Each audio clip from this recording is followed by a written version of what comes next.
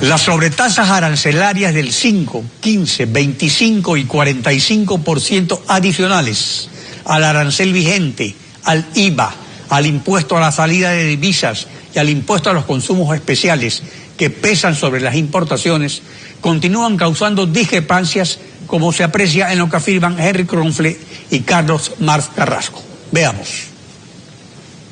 No podemos aplaudir una medida de esta naturaleza. Hemos conversado con el gobierno, eso ya era una decisión tomada previa a la reunión que tuvimos en Carondelet, y lo que hemos hecho es tratar de cuidar que la afectación no sea, digamos, tan agresiva, aunque ha sido bastante agresiva. Más o menos en este momento tenemos un 50% de los bienes de capital y un 11% de las materias primas afectadas por este tema también. Las revisiones, según la medida, que el tiempo de la medida es 15 meses y las revisiones serían trimestrales. Por supuesto que dentro de la Mesa de Comercio Exterior vamos a tratar este tema nuevamente, las salvaguardias, para ver sobre todo las afectaciones que hay en bienes de capital y materias primas y ciertos bienes de consumo. Habló de que serían afectadas el 50% de las partidas arancelarias de bienes de capital, de un total de 955, es de entender, según sus cálculos, que la afectación sería a más o menos 1.500 partidas, cuando en realidad la afectación es a 484 partidas, que corresponde al 16%, esto de acuerdo al CUODE, que es la clasificación de uso y destino económico. Carlos Berman, asambleísta de Alianza País por Manabí, miembro de la Comisión de Régimen Económico. Buenos días, bienvenido a Contacto Directo. Gracias, doctor Pinalgote, por la oportunidad de dirigirnos a toda la ciudadanía ecuatoriana y sobre todo poder informar a nuestro mandante del accionar que hacemos desde la Asamblea Nacional. De acuerdo a la información presentada por el Ministerio de Industrias y Productividad, la sobretasa del 5% afecta a 725 partidas de bienes de capital y materias primas no esenciales. La sobretasa del 15% a 450 partidas de bienes de capital y materias primas de sensibilidad media. La sobretasa del 25% a 392 partidas que comprenden neumáticos, cerámica, CKD de motos, CKD de televisión. Suman todo esto 1.567 partidas, mientras que la sobretasa del 45% grava a 1.388 partidas. Con estos datos, ¿estaría entonces en lo correcto Henry Kronfle, presidente del Comité Empresarial, de que las sobretasas gravan a más del 50% de las partidas sobre materias primas y bienes de capital?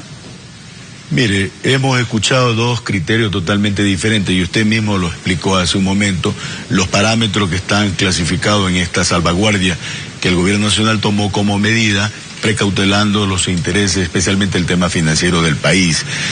Es de conocer y es importante mencionar, justamente la Asamblea Nacional abrió estos espacios de diálogo para escuchar de tanto de los ministros como de funcionarios del gobierno la información, para transparentarla y sobre todo para llegar a consenso en función del desafío que tenemos. Este es un problema externo que el Ecuador no lo ha ocasionado. Estamos conscientes que hoy día con el precio del barril del petróleo, la apreciación que ha tenido el dólar y en consideración la depreciación de la moneda de nuestros países vecinos, produce un desequilibrio en la balanza de pago y una economía dolarizada. Necesitamos que ingrese más dólar que lo que sale. En función de eso el gobierno ha determinado. Yo espero que una vez que se produzcan los efectos, nos sentemos a dialogar y a conversar para revisar.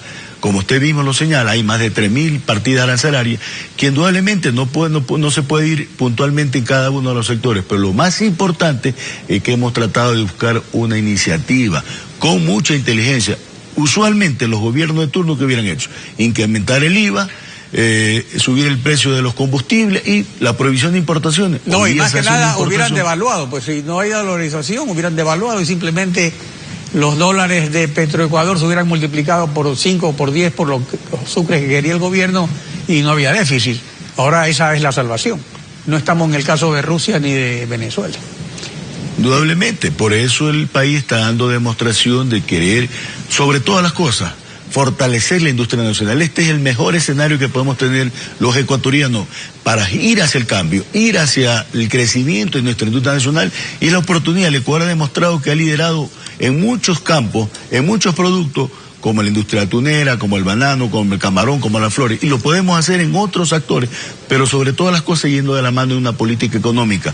Por eso es importante también mencionar que en los últimos años ha habido una inversión a través de la Corporación Financiera Nacional de más de 4.000 millones de dólares, justamente para fortalecer la industria nacional, para proteger los emprendimientos, porque queremos que siga creciendo la industria nacional y que siga creciendo también la economía del país, para beneficio de todos. Por eso siempre hemos apuntado al cambio de la matriz productiva. Ahora, pero según la información presentada por el gobierno a la Comisión de Régimen Económico, del total de importaciones 2014 por alrededor de 27.000 millones, de 27.500 millones de dólares en volumen ad valorem, ¿cuántos billones están incluidos y cuántos están excluidos dentro de la sobretasa? O sea, ¿cuál es el objetivo entonces? Bueno, de los 27.500 millones de dólares que fue las importaciones del 2014, apenas se afectaría alrededor de más de 8.500 millones de dólares, que representa en función un porcentaje mínimo a lo significa las importaciones en general. Pero sobre todas las cosas son... Bueno, no es mínimo, es el 30%, digamos, no es mayoritario, pero sí es importante, ¿no? Pero más va dirigido a temas suntuarios que protegen de alguna manera la economía nacional, que mejoran las condiciones de vida del pueblo ecuatoriano. Y yo creo que en esa línea nosotros tenemos que seguir aportando desde la Asamblea Nacional. Yo hago un llamado patriótico a los 15 millones ecuatorianos, que no nos dejemos caer en la especulación, porque los productos nuestros, producidos en el Ecuador, no tienen por qué encarecerse. Y yo hablaba de los 15 millones de ecuatorianos que nos tenemos que volver veedores para denunciarlo.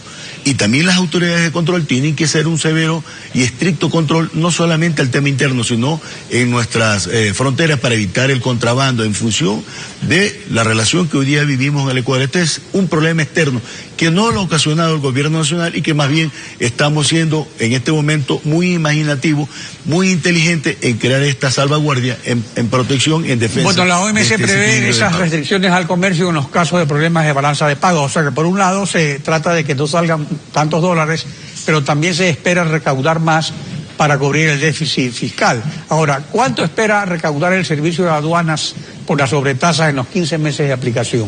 Según la información que presentó.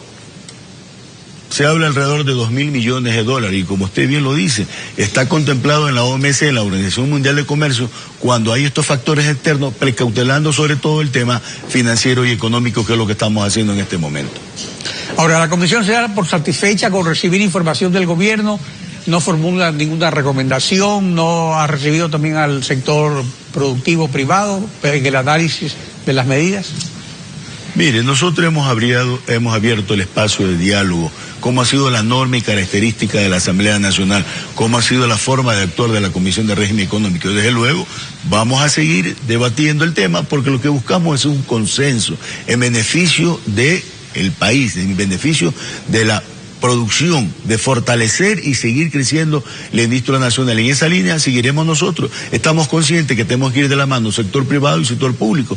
Es la muestra que ha dado el gobierno presidido por Rafael Correa y Jorge Glass en las diferentes instancias cuando ha habido estos diálogos, esta apertura. Hay unas mesas de diálogo que tienen que seguirse fortaleciendo para buscar un consenso que beneficie sobre todo a los 15 millones de ecuatorianos.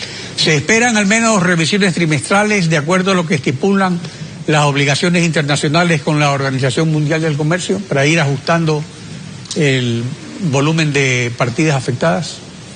Mire, ese fue en principio el acuerdo que se llegó con todas las autoridades del gobierno central. Ver el impacto que tiene la medida y están abiertos a poder llegar a acuerdo, a llegar a consenso. Nadie tiene la varita mágica ni nadie es absolutamente el dueño de la razón. Creo que el Ecuador ha demostrado ser un pueblo muy inteligente, sus autoridades en ese mismo sentido han estado obrando, se ha manejado con absoluta responsabilidad la finanza pública y eso tenemos que decirlo. Nosotros nos ha tocado conocer el presupuesto 2013-2014 y siempre el precio del barril de petróleo fue fijado muy por debajo del promedio del año fiscal en cada uno de esos ejercicios. En ese sentido creíamos nosotros también y seguimos manteniendo que haber fijado el precio del barril de petróleo en el 2015 fue producto de ese mismo manejo que se ha habido con mucha responsabilidad, con mucho patriotismo y con mucha profesionalidad. En esa línea tenemos nosotros que seguir aportando y aspiramos, Dios mediante, que las cosas mejoren en beneficio del pueblo ecuatoriano. Reiteramos, este es un tema externo que en nada incide que el Ecuador lo ha provocado. Carlos Berman, gracias por su participación en Contacto Directo. A usted muchas gracias, doctor Pinargüe.